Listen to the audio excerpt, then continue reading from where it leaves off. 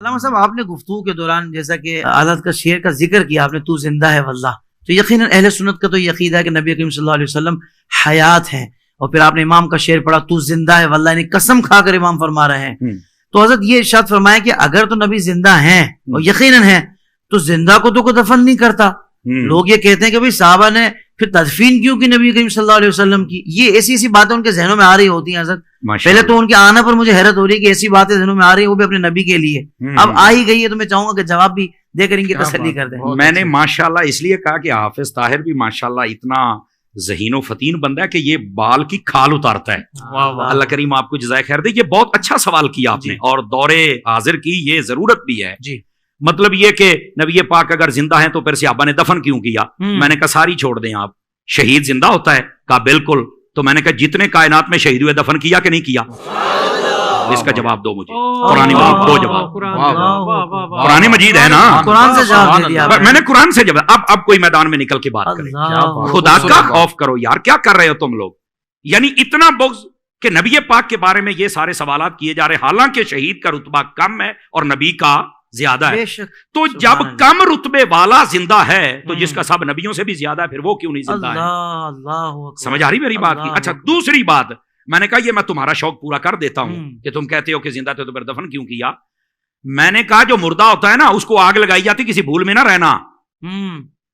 اس بات کو نوٹ کیا جائے، جن کے مر جاتے ہیں وہ آگ لگاتے ہیں اپنے ہاتھوں سے، ہم جو دفن کرتے ہیں نا وہ زندہ سمجھ کے کرتے ہیں۔ کہتے ہیں مولانا وہ کیسے؟ سن لیجئے، اور یار مجھے بتاؤ اگر زندہ نہیں ہے تو قبر میں اٹھ کے سوالوں کے جواب کون دیتا ہے؟ بتاؤ نا مجھے۔ یہ صرف اتنی دیر تک ہی موت کا حکم ہے کہ جب تک سانسیں باندھے ہم نے قبر کے سپرد نہیں کر دیا، اللہ کی رحمت کے سپرد نہیں کر دیا۔ اس نے یہ جہان بدلنا ہے، برزخی دنیا میں جانا ہے، سمجھ آ رہی ہے؟ اور اس کو کہتے ہیں برزخی حیات، یہ بھی میں آسانی کر دوں۔ بہت اچھے، سمجھ آ رہی میری بات کی؟ لیکن یہ کہنا کہ زندہ کو دفن کو نہیں کرتا، یہ تمہیں کس نے کہا ہے؟ میں ایک یہ جو دیہاتی لوگ ہمیں سن رہے ہوتے ہیں تو میں ان کی ایک مثال دے دیتا ہوں، شاید کسی کے کونے کھانچے میں بیٹھ جائے۔ اور میں نے کہا یار بتاؤ، دیکھیں جب فصلیں ہمارے ہاں کاشت کی جاتی ہیں نا، مثال کے طور پر مکئی، ہم جب اس کو کاشت کرتے ہیں تو جب اس کا بیج نکالتے ہیں نا تو ہم پہلے اس کی چھانٹی کرتے ہیں، جو دانے خراب ہوتے ہیں ان کو سائڈ پہ کر دیتے ہیں، جو صحیح ہوتے ہیں ان کو سائڈ پہ کر دیتے ہیں۔ خراب دانوں کو ہماری بولی میں کہتے ہیں مرے مرے نے، تو کہتے ہیں مریا نو سٹ دے ہو، انہاں نو پورن دا کی فائدہ ہے؟ آ جڑے چنگے نے انہاں نو پورو کچھ نکلے گا تے صحیح نا۔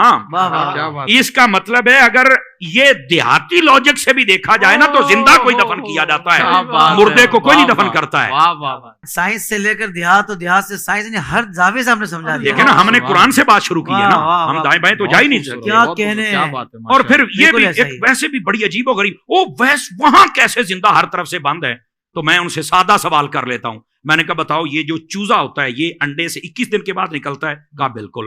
تو میں نے کہا بتاؤ یہ 21 دنوں تک کون سا سوراخ ہوتا ہے جہاں سے کوئی ہوا شوا جاتی ہے، کاربن ڈائی آکسائڈ جاتی ہے، کہاں سے آکسیجن جاتی ہے؟ تو کہتا نہیں یار، تو مردہ نکلتا ہے؟ کہا نہیں زندہ نکلتا ہے۔ کیسے زندہ رہا؟ کہتا یہ تو نہیں پتا۔ تو میں نے کہا پتا ہوتا تو سنی نہ ہوتا،